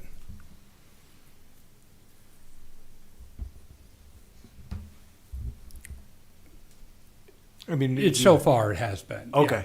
You haven't run into any issues then, okay. You know, we're allowed to spend up to $10,000. Mm-hmm. We still have to report it to the board. Mm-hmm. And because of other sections of the policy that I could refer to, I am quite comfortable that I can spend what is necessary to protect the safety and the welfare of the community, which would be the paramount responsibility. May, depending on the situation, it may require calling a special meeting. It may require me to authorize it, and then, of course, I've got to inform you about it. But I would not let the money or the policy get in the way of doing what I thought was right in an emergency. Okay, I just want to make sure that, Yeah. thank No, I you, appreciate the question. thank you. And I think, given past track records, when you've had to do that, you've been real good about getting emails out to the board saying, letting you know, I had to make this decision, and Not that it happens often. That's an order for a There was pump, like once. right, $30,000 or something. yeah, typically has been in the utilities Yeah. side, yeah. That's right. And I think that one's limited to 50,000, right? I think was the emergency. Okay. Yeah. That's right. So, I had a- Yes, trustee Thering. Yes, I had a kind of a question. I know what it means, and hopefully I'm not making a mountain out of a molehill, but 2.5.6, just the last part where it says 50,000 for the water and sewer system. Shouldn't that say 50,000 for the water system and 50,000 for the sewer system? No, I think it's fine the way. I mean, if you're fine with it, Yeah. I'm not gonna argue it, but it's more specific. Well, I think it's just like when it comes. Could up, it be it's an emergency. interpreted, could it ever be interpreted as $50,000? See, I guess I would always interpret it as 50,000 for water, 50,000 for sewer. It's That's the way I would, because per it's not like, emergency. because it's not like they're combined. It's Yeah. not like you're gonna have a water and sewer I just, destroyed. yeah, Yeah. That's my how thought. I read it as That's my well. thought. It's like I said, it's not, And water and sewer. but 50, But it just that's says what at one time. That's true. It doesn't, it just says at one time. Is And it- I'm good with, Yeah. I'm fine with it if, I mean, I just a thought. Is it too narrow even, where maybe it should just say public works? I mean, I think No. it's fine. Yeah, I think it's fine I also. think it's fine. do you have any, I mean, you have to implement this, so I'm asking our manager, do you have any discrepancy over the language there? I do not, and I guess I can check. My recollection is that we updated this wording. Oh. And I can look real quick. The only other kind of asset that I could think of that would have a big ticket associated with might be an emergency road repair. That's why I was thinking Yeah. of It's, it. it's not one that we had updated, but. But that would Or typically the be building, county, yeah, I guess the building, right? But Well, the building's covered by insurance, isn't it? So, you still might have to have there's some still cash an outlay emergency, to get yeah. it, before you get reimbursed. You'd have to. But Insurance. if the manager's comfortable with the 50,000 with the interpretation that it's 50 for water and 50 for sewer. It says 10 for the hall, so. Okay, so we're just Oh, we're good. yeah. Okay. Pretty good, yeah. Okay. And in the event something terrible were to happen, then we'll all come together, at least a Special quorum. meeting, yeah. We'll have bigger issues to deal with than.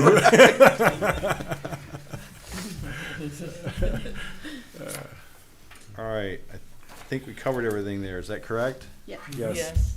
All right, moving on, policy governance, this is item 11F on the agenda, policy governance 4.4, township management team performance.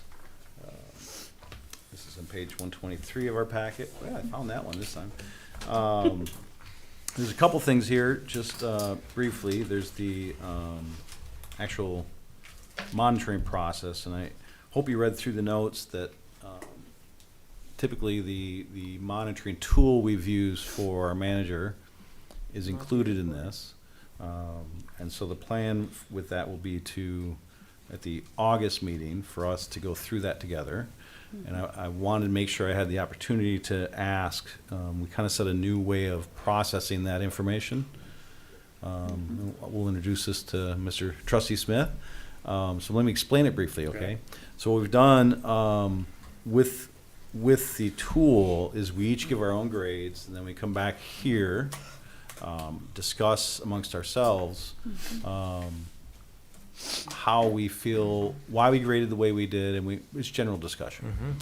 And then from that, we essentially collate our information into one document. So we take kind of an average of scores and bring all the comments together with, that way we have one document that we present to the manager that we're evaluating, one voice essentially. Okay. And so it's a combined, is that a reasonable description? Yes. Yeah. Exactly. Reasonable? Mm-hmm. So all I wanted to ask is, we want to do it that way again? Yes. Oh, it worked out Yes. great. Okay, I thought so too, so. We like it. We started that 2 cycles ago, and it Okay. seemed to be a positive way to go, I It's a think. good way.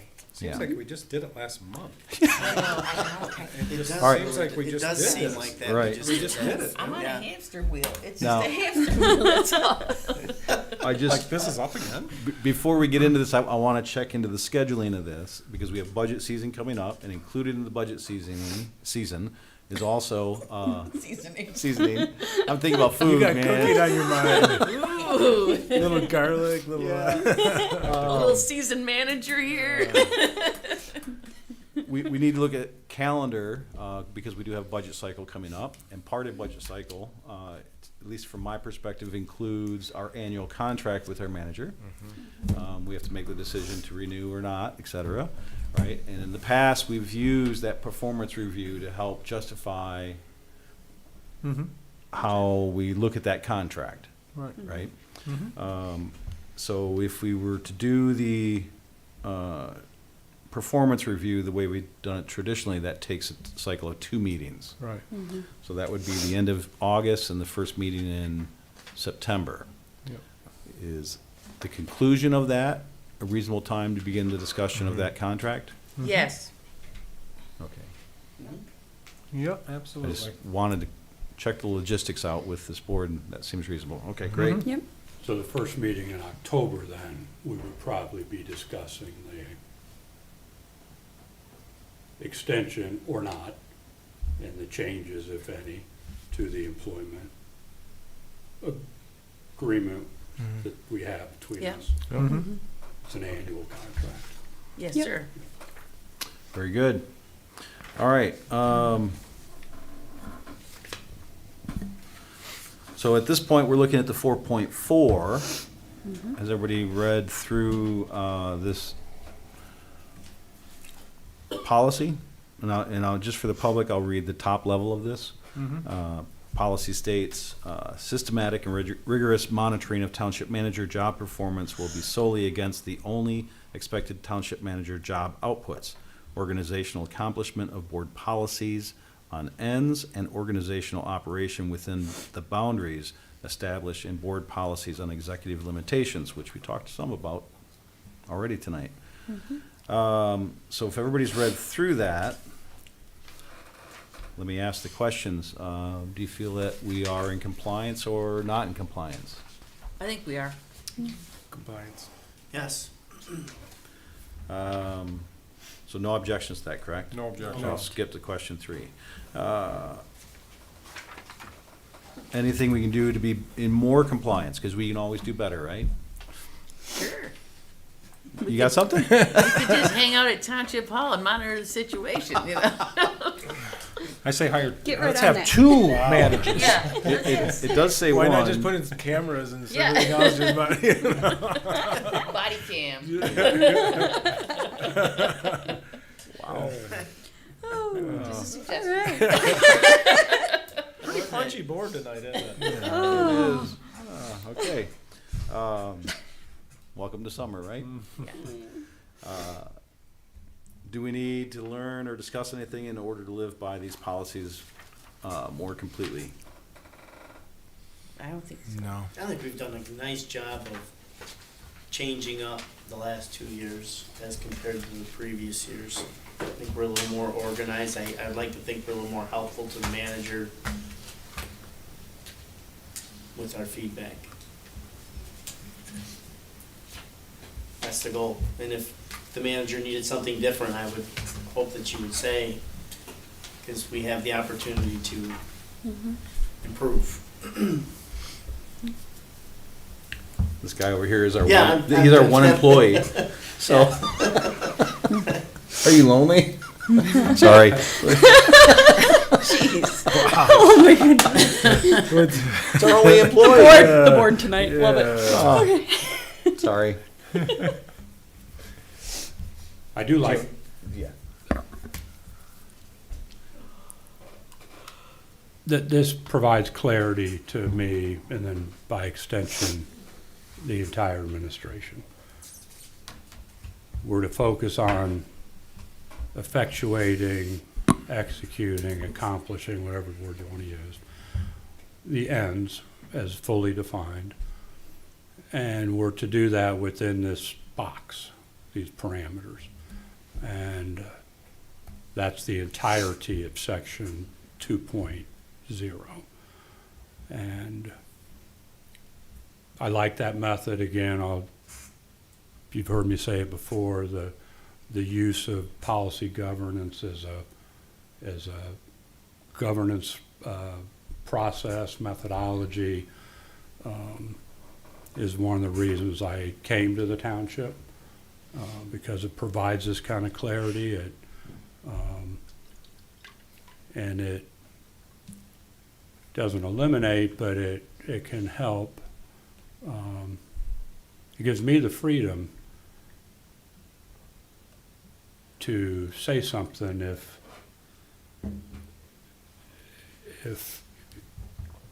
I feel like I need to.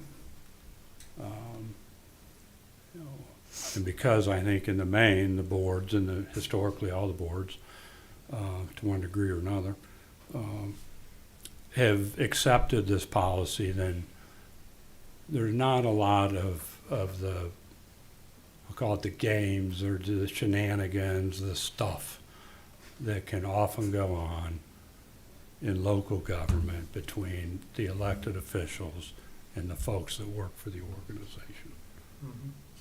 So, thank you. Removes the drama. Yeah. One, if you look at why managers are leaving all these organizations, it's because of dysfunctional boards. Yeah. You know, and it's just, you know, it's hard to, you know, it's a hard business. We've all agreed to our own box to live within too. It's a tight box. We got to control James somehow. Yeah. I know I'm gonna really get after myself after I promise. Yeah, I think just in general to that, I was going to say rogue supervisor. It protects the manager from an individual rogue trustee, because it takes the entire body to get to govern, and that's the democracy at work, right?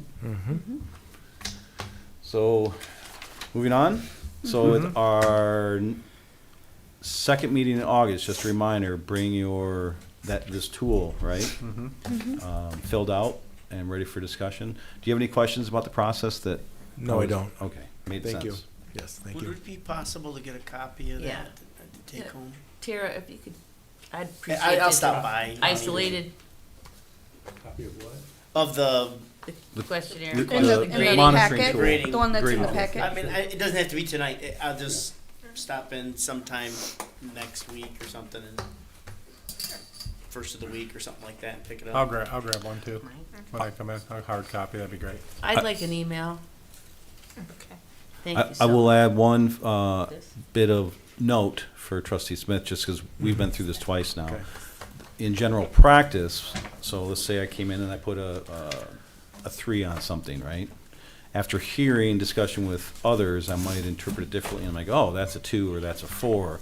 So It's acceptable to change. we've taken Based the on- latitude that based on the discussion with the board, and that doesn't happen a lot, but it Okay. has happened where people have adjusted their scoring process Okay. or their comments based on a different understanding because of Yeah. other trustee comments. That makes sense.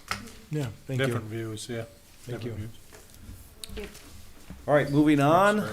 That's Item 12 on our agenda, extended public comment. Extended public comments restricted to 5 minutes regarding any issue, even seasonings. Sorry. If the public chooses to address this board, or if anyone chooses to address the public, excuse me, please state your name and address for the record. And with that, we'll open up extended public comment at 8:59 p.m. There's no one online. Let the record show that there's no one connected remotely, no one here in person. Till seeing no one coming forward, we'll close extended public comment at 9 p.m. And with that, that brings us to item 13 on the agenda, manager's comments. Mr. Stuhldreher, all you. Thank you. And just one or two, as was mentioned earlier in the meeting, the fitness court's coming along in McDonald Park. We are eyeballing September 7th at 10 in the morning for a ribbon cutting. So if all of you could make a note of that and maybe check your calendars, and if you can attend, it would be really nice if as many of you as possible would attend. I'm There'll sorry. be representatives from the grant organization, Priority What Health, time? and the National Fitness Campaign. The chamber will be involved. They have a nice ribbon cutting program. Normally it's for new businesses, but we're a member of the chamber, so why can't they do a ribbon cutting for us? That's right. Right? I love it. Yeah. So I wanted to mention that. And although I spoke to it a bit, I had made a note for my manager comments. The transitional housing item that you heard about earlier tonight. As you saw from the presentation, they are looking at property that's in the township. It's, I don't know if you've been over there lately, it's behind Hunter's Ale House, Yeah. basically. There's a lot of infrastructure already in place that might have originally been designed for somebody put that in there, I'm not sure for what, I think probably office space. And there'll be a full land use approval process that we will, assuming they apply, that administratively we will shepherd through. It will come to the Board of Trustees at least one spot along the way, maybe there's two. But my guess is it'll be an exciting process to manage and see how it turns out. So, Yeah. sounds real good in the morning. I, support the idea, but it's in the township, not in the city.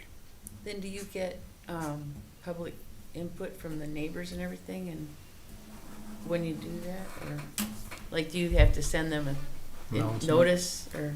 I don't know what all the noticing is for the PUD. Yeah. Whether it's required in the ordinance or not, it will be sought. Okay. Related to that, I probably should have asked this earlier, but the zoning there it's R3, isn't it? Because you mentioned business. I thought it was developed maybe for housing back Yeah, I there. was thinking student housing. It's not? That's business there. It is in the inner part? I thought it was just the frontage. Oh. Interesting. So may I? So I assume that not only, if something were to pursue with the PUD, we'd have to look at a rezone as well? Well, that is what a plan unit development process is. It's a Okay. rezoning process combined with a concept plan. And that's what would be coming ultimately to you for your approval. And if it were to be approved, then the zoning would be what that concept plan says. And then from there, simply site plan approval. Okay. That helps. Thank you. Thank you. That's all I have, thank you.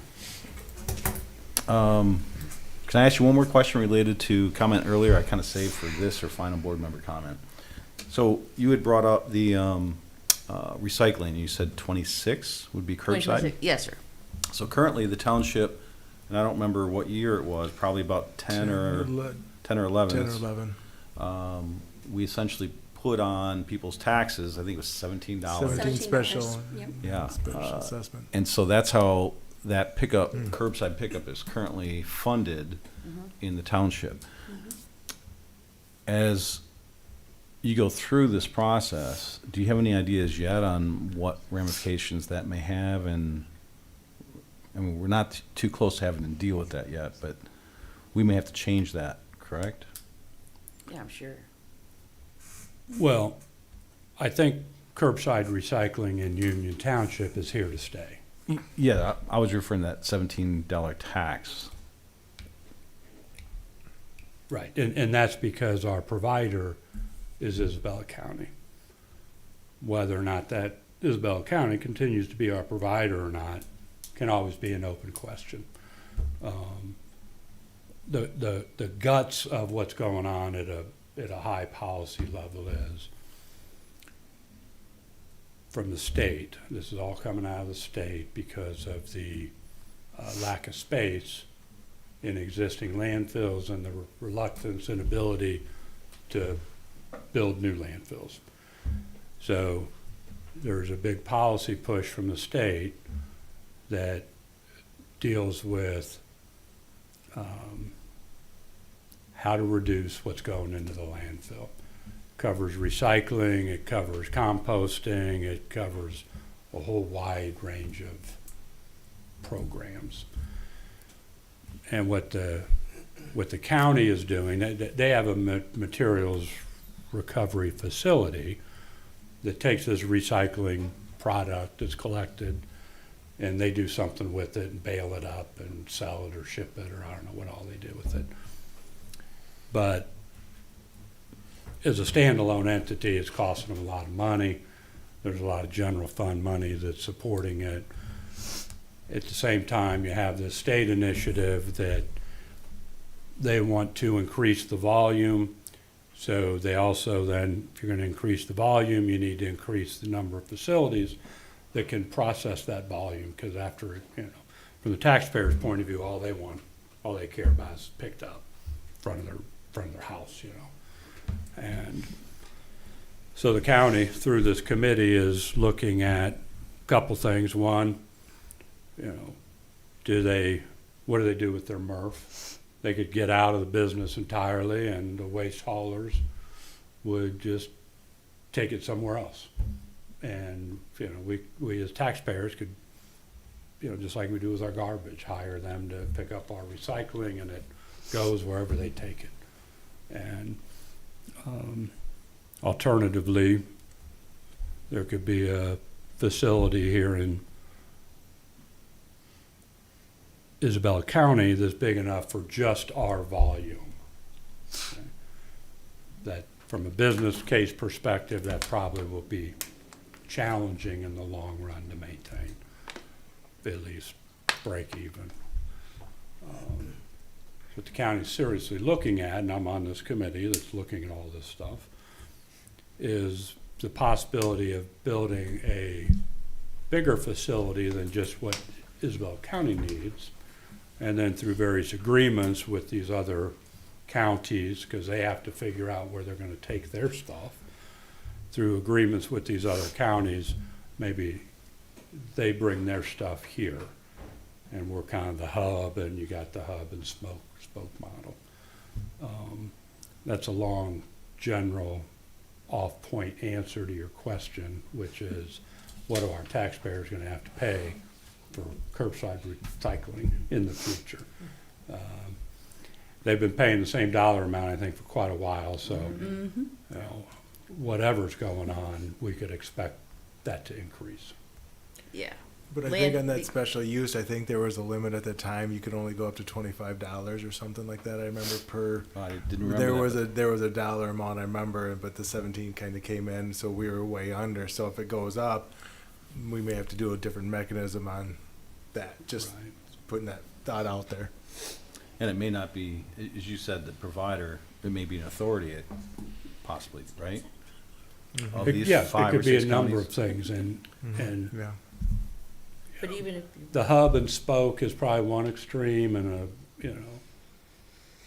and maybe the ultimate extreme is a multi-county authority of some sort, but the hub and spoke might be one extreme.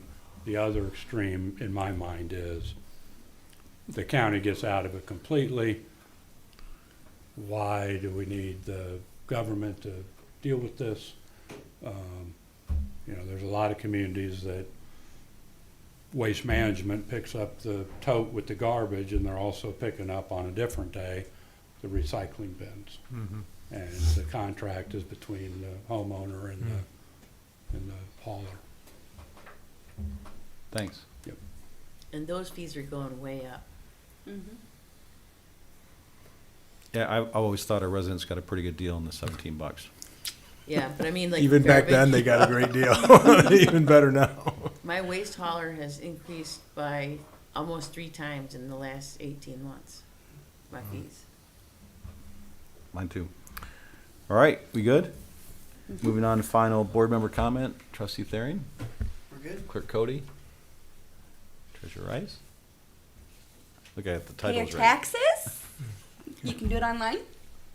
Trustee Smith. I just appreciated the presentation tonight. It was very eye-opening, and it's Yeah. very exciting. I love the Love it. presentation. I think tiny homes are the way of the future, man. They're fabulous. Well, it's nice that it's addressing also A need. a need too in our community. We have a real problem, and yeah, I agree. That's absolutely true. We have a real problem. People all over the place, they need help, and we need a mechanism for that. For people, that people want to help, but you don't want to just throw $20 bills at somebody on the street. A mechanism to help people would be nice, and I think that's going to be constructive and possibly help some people. So, especially families. Yeah, and foster kids that transition to adulthood, that's a real problem too. Yes, it is.